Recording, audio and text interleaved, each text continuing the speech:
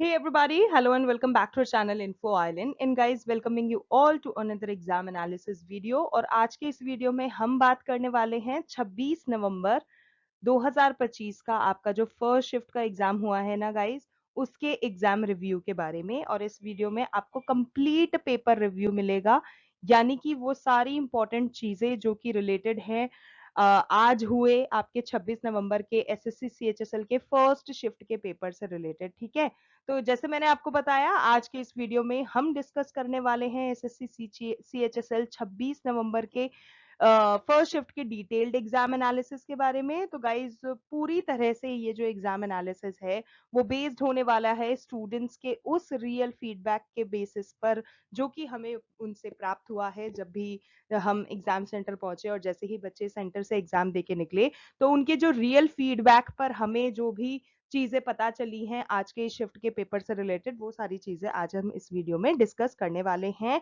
और यस, क्योंकि सेंटर के आज के ग्राउंड रिपोर्ट पर बेस्ड है ये सारा एग्जाम रिव्यू, तो प्लीज आप भी थोड़ा सा कोऑपरेट करें। अगर आपने एग्जाम दिया है और आपको कुछ चीजें पता है, जरूर से कमेंट करके कमेंट बॉक्स में शेयर करिएगा, so that we can help the other candidates also. और एग्जाम एनालिसिस इसी तरह के जो वीडियोस होते हैं उसको हम और डिटेल में आप तक लेकर आ जा सके। ठीक है, सो गाइज, आज का जो पेपर था, चलो शुरू कर लेते हैं। आज का जो पेपर था वो काफी ज्यादा बैलेंस्ड था। ठीक है, जो दो आपके सेक्शंस थे उस उन्होंने तो स्टूडेंट्स के काफी कॉन्फिडेंस लेवल को बूस्ट अप कर दिया। आई एम सो सॉरी, लेकिन जो दो बाकी के सेक्शन थे उन्होंने थोड़ा सा उनका confidence on the other hand test करा है। अब आपने अगर पेपर दिया है तो आप पहचान ही गए होंगे कि हम कौन से ऐसे दो सेक्शंस की बात कर रहे हैं जिन्होंने कॉन्फिडेंस को बूस्ट अप करा है, और कौन से ऐसे दो सेक्शंस की बात कर रहे हैं जिन्होंने कॉन्फिडेंस को थोड़ा सा टेस्ट किया है और बच्चों की प्रिपरेशन को भी चैलेंज करा है। ठीक है, तो चलो देख लेते हैं overall difficulty level, section wise questions, topic distribution, students का जो भी रिएक्शन मिला है वो सब कुछ, और भी एक्सपेक्टेड गुड अटेम्प्ट्स जो कि आपको इस वीडियो के अंत तक पता चल जाएंगे। ठीक है, सो गाइज, जैसे मैंने आपको बताया, स्टूडेंट्स का जो फीडबैक मिला वो हमें यही मिला है कि आज का पेपर रहा है मॉडरेट टू स्लाइटली डिफिकल्ट। ठीक है, आसान बिल्कुल नहीं है। ठीक है, एग्जैक्ट टफ आप कह नहीं सकते कि हाँ भाई बिल्कुल टफ है, लेकिन हाँ, आज का पेपर थोड़ा सा टफ जरूर रहा है। आज का ये जो शिफ्ट वन का पेपर रहा है उसको अब तक का सबसे लेंदी पेपर बताया है कुछ बच्चों ने बताया कि अब तक उन्होंने जितने भी पेपर देखे थे, मतलब जितने भी एग्जाम एनालिसिस वीडियोस देखे थे, जितने भी पेपर उनको देखकर पता पड़ा था, उसमें से आज का जो पेपर था वो मोस्ट लेंदी पेपर रहा है, most time taking most time taking आपका एग्जाम रहा है, ऐसा कुछ बच्चों ने बताया है। ठीक है, रीजनिंग में एक कैंडिडेट ने बताया कि 8 से 10 जो क्वेश्चन थे ना रीजनिंग में, वो स्टेटमेंट वाले क्वेश्चन थे, कंक्लूजन वाले क्वेश्चन थे। तो वो इतना ज्यादा टाइम ले रहे थे ना बच्चों का, कि क्योंकि ऑब्वियसली स्टेटमेंट एंड कंक्लूजन वाले जो क्वेश्चन होते हैं उसको क्योंकि आपको पढ़ के करना रहता है, तो you need time for that. ठीक है, तो बच्चे ने बताया कि एक दो नहीं, कम से कम 8 से 10 ऐसे क्वेश्चन थे जो कि स्टेटमेंट और कंक्लूजन के बेस्ड पर थे। तो आप समझ सकते हो कि कितना ज्यादा टाइम उस चीज के लिए रिक्वायर्ड रहा होगा। Excuse me. सो इसीलिए गाइस, मैं आपको मेरे हर एक एग्जाम एनालिसिस वीडियो में ये चीज बताती हूँ कि आप ज्यादा से ज्यादा, सो सॉरी फॉर दैट। सो मैं आपको इसीलिए गाइज मेरे सारे ही वीडियो में बताती हूँ क्यों आप ज्यादा से ज्यादा मॉक टेस्ट पेपर लगाएं, ज्यादा से ज्यादा प्रीवियस ईयर के जो क्वेश्चन पेपर होते हैं उनको सॉल्व करें, जिससे कि गाइज आपको एक एग्जाम लाइक एनवायरनमेंट मिल सके, जिससे कि आपको पता पड़ जाए कि हाँ भाई किस तरह से आपको मेन एग्जाम वाले दिन में अपने आप को प्रिपेयर कर लेना है। और होता क्या है, इस तरह से जब आप टेस्ट पेपर्स देते हो, टेस्ट सीरीज लगाते हो, तो होता क्या है, आप अपनी स्पीड एंड एक्यूरेसी को कहीं ना कहीं बहुत अच्छी कर लेते हो, और फिर स्पीड एंड एक्यूरेसी अच्छी होने के कारण आपका जो एग्जाम होता है उसको आप अच्छे से दे पाते हो, क्योंकि आपके पास इतना टाइम मैनेजमेंट स्किल्स तब तक आ चुका होता है that you know what you need to attempt first, और किस तरह से आपको अपना एग्जाम फिर आगे करना है। तो ये तो रहा रीजनिंग का। रीजनिंग में गाइस इसके अलावा क्या पूछा गया, रीजनिंग में इसके अलावा आपको ब्लड रिलेशन के क्वेश्चन आए, ठीक है। और बाकी स्टेटमेंट कंक्लूजन का तो मैं बता ही चुकी हूँ। बाकी बात करें मैथमेटिक्स की, तो गाइस मैथ्स का भी डिफिकल्ट साइड में ही रहा है आज का पेपर। कैलकुलेटिव था, टाइम टेकिंग था, पढ़ के चीजें करनी पड़ रही थी, तो सेक्शन थोड़ा सा लेंदी था। इसके अलावा मैं बात करूं इंग्लिश की, तो गाइज इंग्लिश में जो था वो पैसेज जो था ना, बच्चों ने रिपोर्ट करा कि पैसेज आज का थोड़ा सा डिफिकल्ट था एज कंपेयर टू अभी जो 2-4 दिन के पेपर हुए हैं उसके कंपैरिजन में। जो रीडिंग कॉम्प्रहेंशन आज पूछा गया वो थोड़ा सा उसका लेवल अप था। और इसके अलावा जीएस की बात करें तो गाइस जीएस में बच्चों ने बताया कि लेंदी होने के कारण कुछ बच्चों का जो एग्जाम था वो छूट भी गया है। मतलब आप देख सकते हो कि कितना पैनिक वाला सिचुएशन है बच्चों के लिए कि इतना पढ़ने के बाद, इतना सब कुछ करने के बाद भी अगर वो कंप्लीट 60 मिनट में पूरा पेपर नहीं कर पा रहे हैं, तो आप समझ सकते हो आपको कितना ज्यादा, एक होता है ना कि बेंचमार्क कहाँ सेट है, आपको अपने हिसाब से उस चीज को एनालाइज करके अपनी प्रिपरेशन को वहां लेकर जाना है, जिससे कि आपके साथ ऐसा ना हो, ठीक है। अब बात करें करंट अफेयर्स की, तो गाइज जो करंट अफेयर्स आज के पेपर में पूछे गए हैं उसमें 2023 के भी थे, 24 के भी थे, 25 के भी थे। तो अब आपको क्या करना है, आपको कुछ नहीं करना है। अगर आप करंट अफेयर्स को पिछले कुछ नहीं कर सकते हो, मतलब ज्यादा कुछ नहीं कर सकते हो, तो पिछले 6-8 महीनों के या 6-10 महीने के आप 8-10 महीने के करंट अफेयर्स देख डालो। और अगर आपके पास रिवीजन का अच्छा खासा टाइम है तो साल 2023 से लेके साल 2025 के जितने भी करंट अफेयर्स हैं, जितने नेशनल इवेंट्स हो गए, इंटरनेशनल इवेंट्स हो गए, सबका थोड़ा थोड़ा ध्यान रखो, क्योंकि उन्हीं से majority of the questions are being asked जो करंट अफेयर्स में पूछे जा रहे हैं, ठीक है। इसके अलावा मैथ्स में आज सबसे अच्छी बात ये हुई कि मैथ्स में जितने भी क्वेश्चंस आए वो ऑलमोस्ट हर टॉपिक से आए। तो जिस बच्चे को जो टॉपिक आता है वो उसको कवर अप कर सकता है आराम से, तो ये एक अच्छी चीज है। जिसमें जो एडवांस मैथ रही है वो अरिथमेटिक के कंपैरिजन में थोड़ी सी कम रही है, अरिथमेटिक का वेटेज ज्यादा रहा है, एडवांस का थोड़ा सा कम रहा है, ठीक है, इन कंपैरिजन टू अरिथमेटिक। इसके अलावा बात करें इंग्लिश की, तो guys English as I told you उसमें सिर्फ रीडिंग कॉम्प्रहेंशन ऐसा था जो कि थोड़ा सा डिफिकल्ट था, थोड़ा सा लेंदी था, इसीलिए थोड़ा सा बच्चों का टाइम लग रहा था। उसके अलावा जितनी भी बाकी जो चीजें थी, चाहे वो इडियम्स एंड फ्रेजेस हो, चाहे एंटोनिम सिनोनिम हो, चाहे एरर हो, चाहे कुछ भी हो, वो सारी ही चीजें आसान थी, तो बच्चों ने उसको आसानी से नॉर्मली पढ़ पढ़ा के जो जनरली करते हैं वो उन्होंने कर दिया। वो कैब की बात करें तो वो कैब भी ऑल द मोर इजी रहा है, ऐसा कोई डिफिकल्टी देखने को नहीं मिला है, ठीक है। रीजनिंग का मैं बता ही चुकी हूँ आपको, स्टेटमेंट वाले क्वेश्चन ज्यादा थे और थोड़े से क्वेश्चंस इसी के कारण लेंदी थे, बाकी तो ब्लड रिलेशन वगैरह जो नॉर्मल पैटर्न चला आ रहा है उसी के पैटर्न पे बेस्ड रीजनिंग की सारी चीजें थी, ठीक है। So guys that's all about मोटा मोटा वो इन अ नटशेल मैंने आपको बताया जो कि बच्चों के द्वारा पता चला है। अब हम वीडियो को देखते हैं, शुरू करते हैं और डिटेल्ड में एग्जाम एनालिसिस और बाकी सारी चीजें आपके साथ शेयर करते हैं। सो बने रहिएगा वीडियो में एंड तक, कहीं भी स्किप करने की जरूरत नहीं है, because this is really going to be very helpful for all of you all. चाहे आपने पेपर दे दिया हो तब भी देखो, बहुत इंपॉर्टेंट है, पता चल जाएगा कि भाई कितना परसेंट आपने अपना पेपर सही दिया है, नहीं दिया है, आगे आने वाली शिफ्टों में है, तब तो guys it is going to be a golden opportunity for you to know कि भाई किस तरह के क्वेश्चंस आ रहे हैं, किस तरह के टॉपिक से पूछा जा रहा है वगैरह वगैरह। तो आप अपने आप को उस चीज के लिए प्रिपेयर कर सकते हो, ठीक है। So that's one.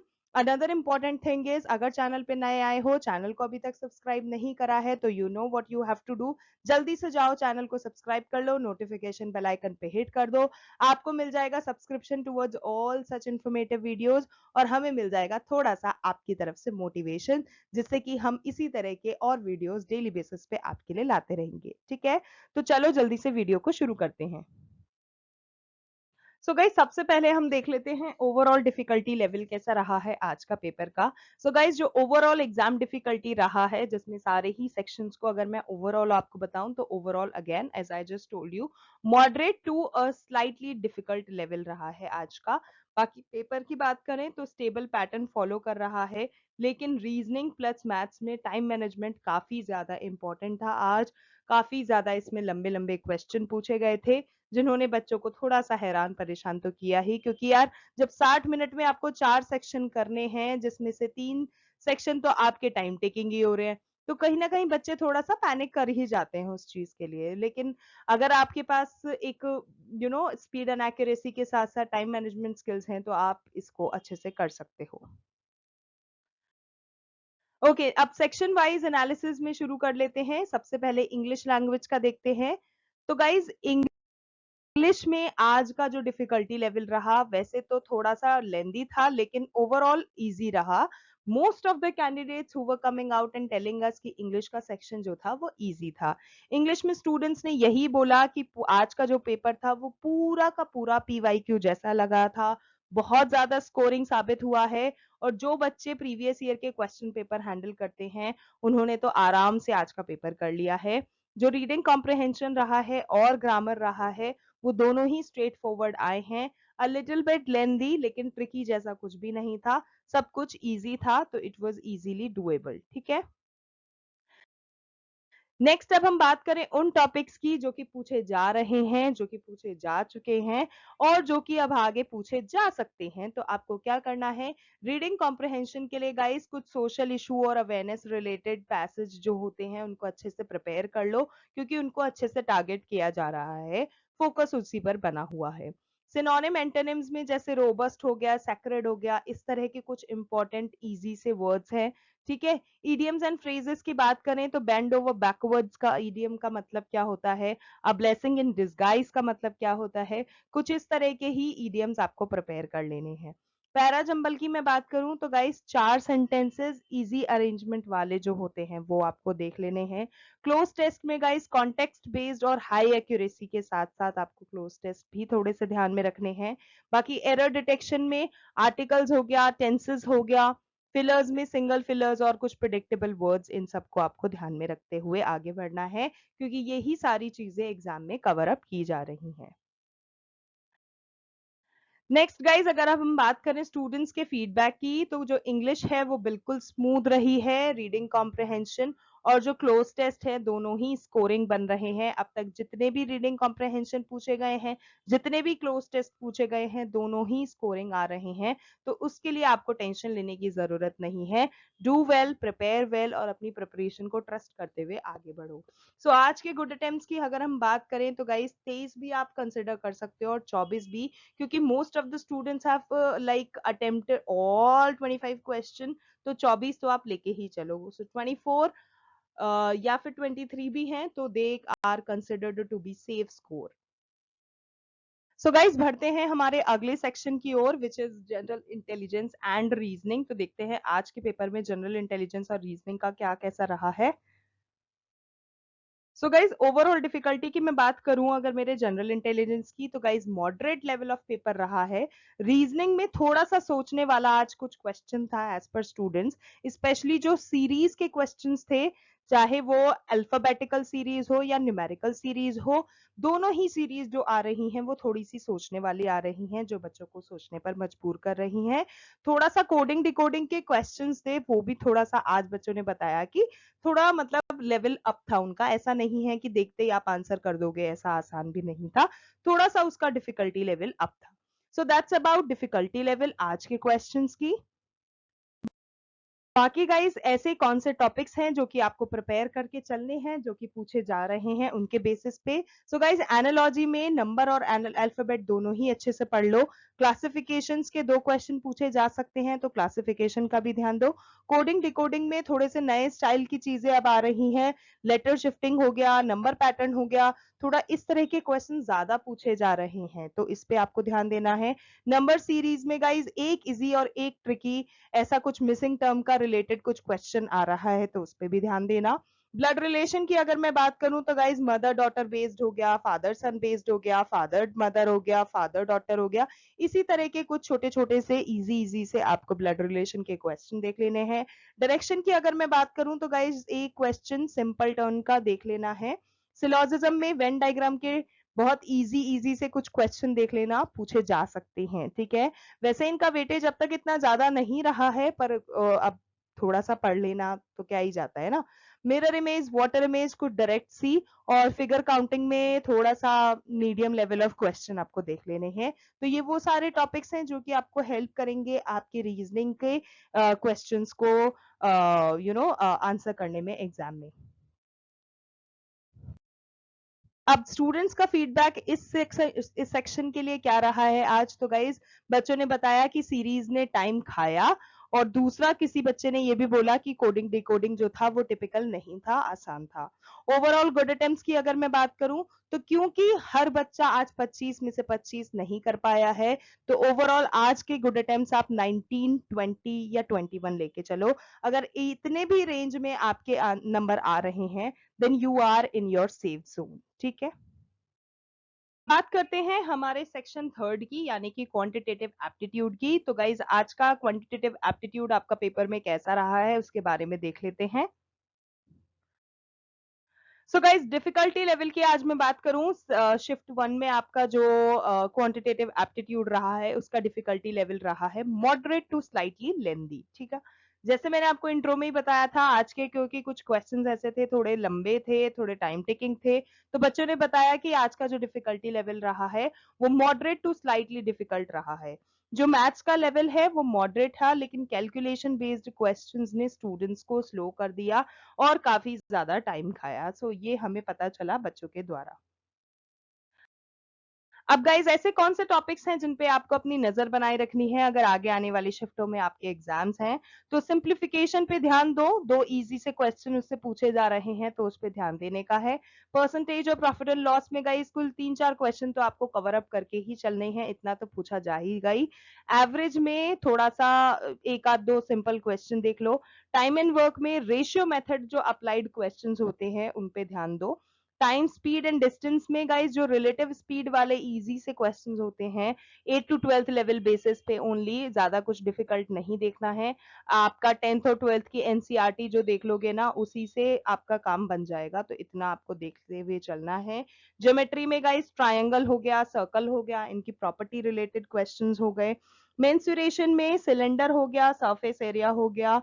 एलजेब्रा में लीनियर इक्वेशंस हो गई। और डेटा इंटरप्रिटेशन में गाइस बार ग्राफ हो गए, टेबल टाइप हो गए, थोड़े से मतलब कैलकुलेशन वाले जो क्वेश्चंस होते हैं वो। तो गाइस ये सारे टॉपिक्स पूछे जा रहे हैं, ट्रिग्नो वगैरह भी थोड़ा सा देख लेना क्योंकि ये सारी चीजें एग्जाम में आ रही हैं। तो बस इतना कर लिया तो आपके बल्ले बल्ले हो जाएगी एग्जाम में।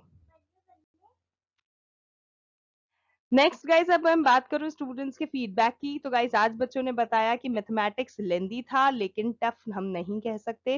तो गाइज वही है, देखो टफ कोई चीज को क्या बनाता है, हमारी प्रिपरेशन जो होती है वही किसी चीज को सिंपल भी बना देती है, किसी चीज को टफ भी बना देती है। अगर मेरी प्रिपरेशन बहुत अच्छी है तो भाई टाइम टेकिंग जरूर हो सकता है पेपर, लेकिन फिर भी सिंपल रहेगा क्योंकि मुझे आता है। लेकिन अगर नहीं आता होगा ना तो मैं चीजों को डिफिकल्टी बोलती रहूंगी और टाइम पे फिर उन चीजों को ब्लेम करती रहूंगी। तो टाइम को मैनेज करते के साथ आप अपने पेपर को दो, आपकी प्रिपरेशन अच्छी रखो, आपका पेपर जरूर से अच्छा होगा। सो मैथमेटिक्स लेंदी था लेकिन टफ नहीं था। अरिथमेटिक कैलकुलेशन हैवी थी, 3-4 मिनट लग गए थे उनको सॉल्व करने के लिए as per one of the students. तो good attempts for this particular section अगर मैं आज बात करूं, तो गाइज आउट ऑफ 25 अगर आपके 18 भी आ रहे हैं या कहीं ना कहीं 18 से 21 के बीच में आ रहे हैं, 18, 19, 20 या 21, तो आप अपने आप को सेफ जोन में कंसिडर करके चलो और you are good to go for the next आपका you are qualifying for the next level जो भी होगा आपका उसके लिए। ठीक है, so good attempts 18 to 21 for out of 25 for your quantitative aptitude today's shift. अब लास्ट और हमारा आखिरी सेक्शन है जनरल अवेयरनेस, जिसमें सच में बच्चे ऐसे अपना सर खुजाने लगते हैं कि भाई ये कौन सा सवाल आ गया। तो जीके और करंट अफेयर्स जो पूछी गई है आज के पेपर में किस तरह की आई है, चलो डिस्कस करते हैं। सो गाइज डिफिकल्टी लेवल की बात करें तो again moderate level of paper था आज का आपका, जिसमें जनरल नॉलेज का आपका जो पैटर्न है वो वही पैटर्न है जो कि अभी प्रीवियस ट्रेंड के हिसाब से चल रहा है, जिसमें स्टैटिक जीके भी आ रही है, फैक्चुअल क्वेश्चंस भी देखने को मिल रहे हैं, और रीसेंट करंट अफेयर्स के जो मिक्स के क्वेश्चंस हैं, ये सारों का बैलेंस पेपर आपका बनकर आया है आज का। अब कौन-कौन से ऐसे टॉपिक्स हैं जहाँ से क्वेश्चंस आए हैं और आ सकते हैं? तो गाइस पॉलिटी में आपको आर्टिकल्स और कॉन्स्टिट्यूशन फैक्ट्स पे ध्यान देना है। ज़्यादा से ज़्यादा आर्टिकल्स, ज़्यादा से ज़्यादा अमेंडमेंट्स, लिस्ट हो गया और कौन-कौन से जैसे कॉन्करेंट लिस्ट वगैरह हो गया, पार्ट्स हो गए, इन सब चीज़ों पे थोड़ा-सा ध्यान देना है क्योंकि मेजॉरिटी ऑफ द क्वेश्चंस इसी में से पूछे गए हैं, ठीक है? थोड़ा-सा आर्टिकल के जो क्वेश्चन आ रहे हैं ना, वो थोड़ा-सा स्टेटमेंट वाइज़ आ रहे हैं, लेकिन अगर आपको आता होगा उसके बारे में आता होगा जैसे डीपीएसपी वगैरह हो गया तो आप निकाल लोगे आराम से, ठीक है? So that's about polity. History की मैं बात करूं तो गाइज मुगल पीरियड हो गया, गुप्ता एज हो गया, मौर्यन एम्पायर हो गया, है ना, मौर्यन डायनेस्टी हो गई, थोड़ा सा एंशियंट हिस्ट्री और थोड़ा सा मेडिवल हिस्ट्री दोनों को ही लेते हुए चलो। ज्योग्राफी में सॉइल टाइप्स अलग अलग कौन कौन से होते हैं हमारे, ब्लैक सॉइल हो गया, रेड सॉइल हो गया, एलिवल सॉइल हो गया, कौन सा कहाँ पाया जाता है, किसकी कैसी प्रॉपर्टीज होती हैं, थोड़ा सा वहां उन चीजों का ध्यान रखना है। उसके अलावा आपकी जो रिवर्स हो गई हैं, उनकी ट्रिब्यूटरीज हो गई हैं, लेक्स हो गए, डैम्स हो गए, ठीक है, उनका कौन कौन सी रिवर का उद्गम स्थल कौन सा होता है वगैरह वगैरह। तो ज्योग्राफी में थोड़ा सा उन सब चीजों का भी ध्यान देना है। साइंस में गाइस विटामिन्स, डाइजेशन, हमारी बॉडी में माइटोकॉन्ड्रिया वगैरह, इन सब से रिलेटेड चीजें ध्यान में देनी है क्योंकि बेसिक सा बायोलॉजी, केमिस्ट्री, फिजिक्स का कोई भी क्वेश्चन आ सकता है। न्यूटन्स के लॉ भी आए हैं तो वो चीज भी आपको ध्यान में रखनी है। इकोनॉमी में गाइस सिंपल क्वेश्चन आ रहे हैं, स्ट्रेट एकदम वन लाइन के क्वेश्चन आ रहे हैं, चाहे वो इन्फ्लेशन का हो, चाहे आपका माइक्रो इकोनॉमिक, मैक्रो इकोनॉमिक का कोई सा भी कॉन्सेप्ट हो, गवर्नमेंट की कोई स्कीम हो, सिंपल से बेसिक कॉन्सेप्ट आपको इको के ध्यान देने हैं। अगेन आई इंसिस्ट, जो भी अपना 8 टू 12th लेवल का एनसीईआरटी है सिर्फ उसको रट्टा मार लो, आराम से आपका पेपर आराम से निकल जाएगा। So sorry. ओके बात करें करंट अफेयर्स की तो गाइज मैं बता ही चुकी हूँ 2023 से लेके 2025 तक का सब कुछ कवर हो रहा है पेपर में, जिसमें गाइज अवार्ड्स 2024 से पूछे गए हैं, स्पोर्ट्स इवेंट्स 2024 से 25 के, गवर्नमेंट स्कीम्स जो कि 2025 में गवर्नमेंट लेकर आई है, और रीसेंट जो समिट कौन कौन से कहाँ हुए हैं, कौन कौन सी हमारी अलग अलग जो नेशनल और इंटरनेशनल लेवल पे समिट्स होती हैं। बाकी ओलंपिक भी एक अच्छा टॉपिक है जिससे क्वेश्चन आए हैं, तो इन सब चीजों का आपको ध्यान देना है। इंडिया की रैंक कहाँ, कौन सी इंडेक्स में कितनी है, वो सब चीजें ध्यान में देनी है, ठीक है। So that's about the topics. और स्टूडेंट्स के फीडबैक की मैं बात करूं तो गाइज स्टैटिक जी के थोड़ा सा अनप्रिडिक्टेबल था, ये बच्चों ने बताया, और जो करंट अफेयर्स थे वो पढ़ रखे हों तो इजी रहा है क्योंकि करंट अफेयर्स का वेटेज काफी ज्यादा है, almost on a daily basis. Good attempts की बात करूं तो गाइस 17 टू 19 आउट ऑफ 25 आपके सेफ अटेम्प्ट्स हैं फॉर दिस पर्टिकुलर सेक्शन, क्योंकि सभी बच्चों का पेपर इतना अच्छा नहीं हुआ है कि उनके 25 में से 25 आ जाएं जनरल अवेयरनेस में, ठीक है। किसी किसी ने अच्छा भी करा है, किसी किसी का छूटा भी है, ठीक है। तो उसके बेसिस पे अगर 17 नंबर भी आ रहे हैं ना आपके इस सेक्शन में, then you can consider yourself safe. अब बात करें एक्सपेक्टेड गुड अटेम्प्ट्स की जो ओवरऑल है। सो गाइज ओवरऑल आप 79, 80, 81, 82, 83, 84, 85 इनमें से कहीं भी इस रेंज में कहीं भी लाए कर रहे हो आउट ऑफ 100 तो आप बिल्कुल सेफ हो, ठीक है। एक्यूरेसी स्ट्रॉन्ग रखोगे तो सेफ जोन में 110% रहने वाले हो, आई गारंटी यू दैट, ठीक है। थोड़ा सा जब ऑफिशियल नोटिफिकेशन आएगा तो अपन देखेंगे किस तरह से क्या चीजें रहती हैं। डेफिनेटली देर आर चांसेस कि ऊपर नीचे हो ये जो हमारे नंबर्स हमने शेयर करे हैं, पर एनालिसिस के बेसिस पे अगर इतना भी आपका आ रहा है ना, then you are good to go to the next level of examination. अब एग्जाम ट्रेंड की मैं बात करूं कि गई भाई प्रीवियस जो डेज हैं जिनके पेपर हो चुके हैं उसमें अगर मैं कंपेयर करूं तो गाइज एग्जाम का ट्रेंड क्या हो रहा है, जिसमें गाइज इंग्लिश में थोड़ा सा स्कोरिंग चल रही हैं चीजें, रीजनिंग में थोड़े से अब ट्रिकी ट्रिकी क्वेश्चन आने लगे हैं और आज तो थोड़ा सा स्लाइटली ट्रिकी था। मैथ्स में गाइज लेंदी लेकिन डुएबल, ठीक है, थोड़ा सा लेंदी है लेकिन आप कर सकते हो मैथमेटिक्स को, और जनरल नॉलेज में बैलेंस्ड मिक्स्ड देखने को मिल रहा है आपका ओवरऑल पेपर, ठीक है। So that's all about it. ठीक है गाइज, ये था हमारा एग्जाम एनालिसिस वीडियो जो कि हम आपके लिए लेकर आए थे आज के फर्स्ट शिफ्ट के, आज यानी कि 26 नवंबर के फर्स्ट शिफ्ट के पेपर का आपका।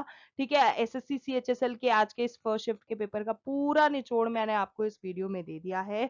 अगर आपका एग्जाम हो चुका है तो आपका एग्जाम कैसा रहा जरूर से कमेंट करके बताइएगा। We would love to hear that from you. और अगर आपका एग्जाम नेक्स्ट शिफ्ट में है तो गाइज टेंशन मत लो, बिल्कुल एकदम नॉर्मल रहो, काम रहो और हमारे सारे एनालिसिस वीडियोस देखते रहो।